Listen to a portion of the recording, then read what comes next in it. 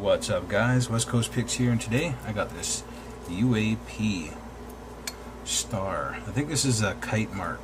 It's a Yale type keyway. Looks like the kite mark logo. And if it is, then it's probably going to be a hard pick. Nice and smooth. It's got a tiny little tick in the middle. Not much. Not really worth mentioning.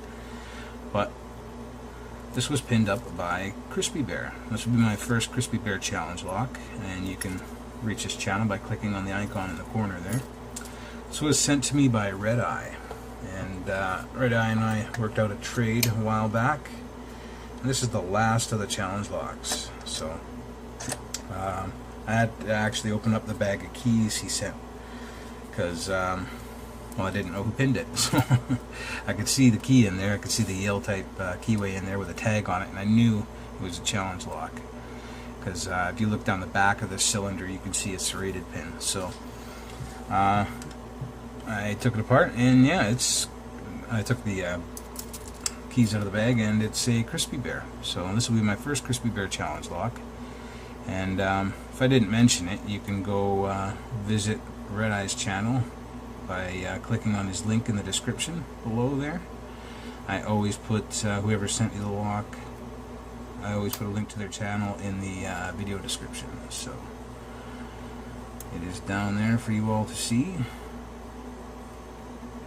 Make sure you go check his channel out and subscribe and all that good stuff. I sent him not long ago a SB lock, which is some crazy, can't remember how many, like 12 pin, supposed to be pick proof lock, and yeah, he tore it open. He's got right into it. I was so intimidated I didn't even try picking it. So I had a challenge out there. It was like, if you could pick this thing open, you can keep it. And he was the first one to ask for it, sign up for it, and so he's the first one to get it. And he opened it like right away. He posted the video of him getting it, and then maybe 20 minutes later, the video of him picking it. So yeah, it was pretty badass. He's a good lock picker, guys. A good guy to know. Learn a lot of stuff from him, and he picks a lot of badass locks. So go check him out. And Crispey Bear, I'm not too familiar with Crispey Bear. I've heard his name around more in the forums than here on YouTube, but you know, there's so many pickers out there, I can't subscribe to them all, especially when I haven't had any interaction with them yet. So you know, I'll subscribe to him when I go find all his information to put the link up in the corner there. But I don't know much about his channel or how active he is or any of that, but I do know that he makes damn good locks so far, and he's a pretty nice guy on the forums, from what I've talked to him on the forums and stuff like that. So you know, he's a gentleman. Crap.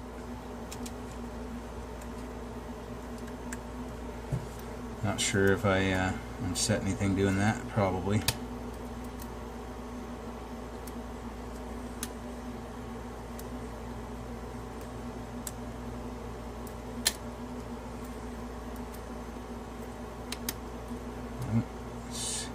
A bit of a false set of 5.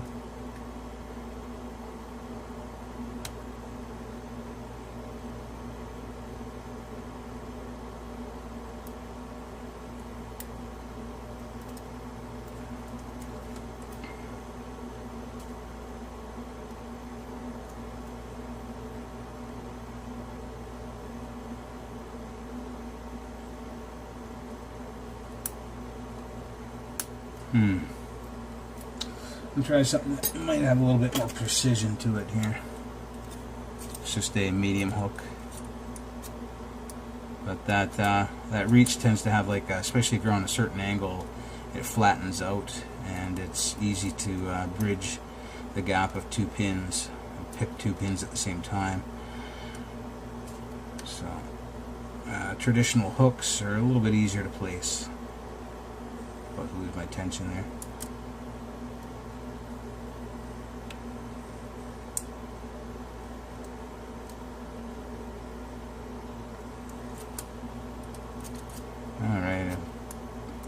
I'm not getting anything here. Oh, there we go. A little bit out of 6. Oh, and she's open on 4. Wow. Ooh, 5 minutes. Wow. All right. Well, Crispey Bear makes a badass lock.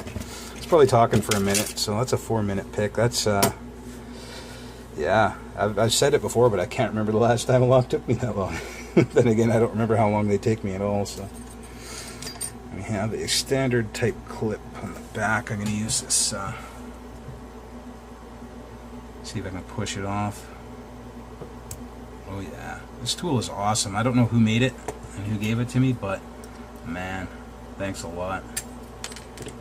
It saves the clips too, because normally I have to use this tool and just bend the crap out of the clip, but this just pushes it right off. It's super nice.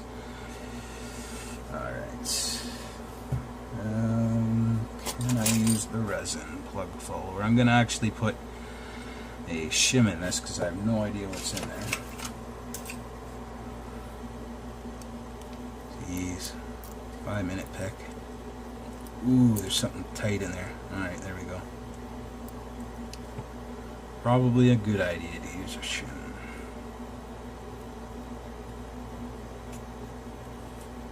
Yep. All 6 pins are in. Oh, and I got an overset trap there. It looks like that might have been what was oh, there's a couple of them. They're right on the shear line. Not right on them. They have to be picked. You can feel that. But just like you touch them and you overset them. So I was probably doing a little bit of that. Nice sharp, tight serration on 1. Ooh, a lot of nice sharp serrations on 2. Standard on 3. Makes it easy to overset. Some serrations, 1 tight on the bottom and a bunch of looser ones on the top. Very nice serrated pin on 5. Really sharp as well. Deep. And yeah, slightly reduced diameter, so slightly teed pin on 6 with some really nice serrations. We have threading in 1, 4, and 6, and counter milling in 2 and 5. Wow, that's pretty awesome. And oh, maybe even a little bit of counter milling in 3. I don't know if you guys can make this out. Here, let me get close. Come on. There we go. You can see there's threading, and then these look like counter mills to me, guys. Some threading, some counter milling. That's pretty badass. That is awesome. Now for the top. Get rid of the shim. Find my tweezers.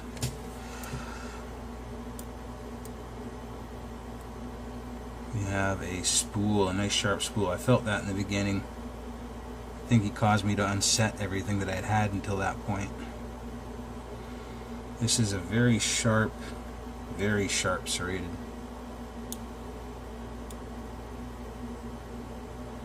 This is a T-pin.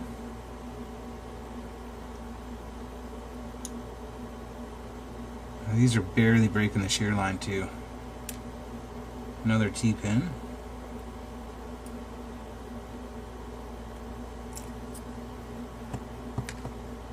A standard, well, is that a serration? No, it's just an artifact. Probably from sitting in the plug like that. It's a standard.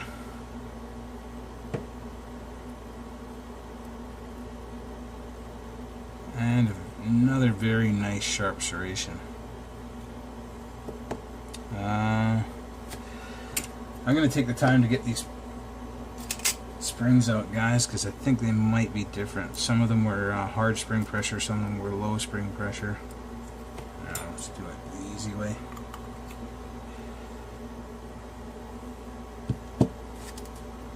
One was a double wound, or I call them a double spring. It's one piece, but they have the tight wind in the middle. And we have a loose wound steel. We have a loose wound brass.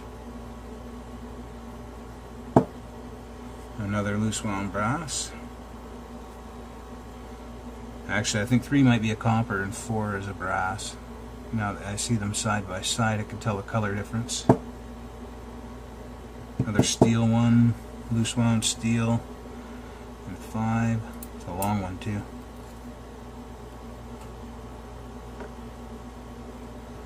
And 6 is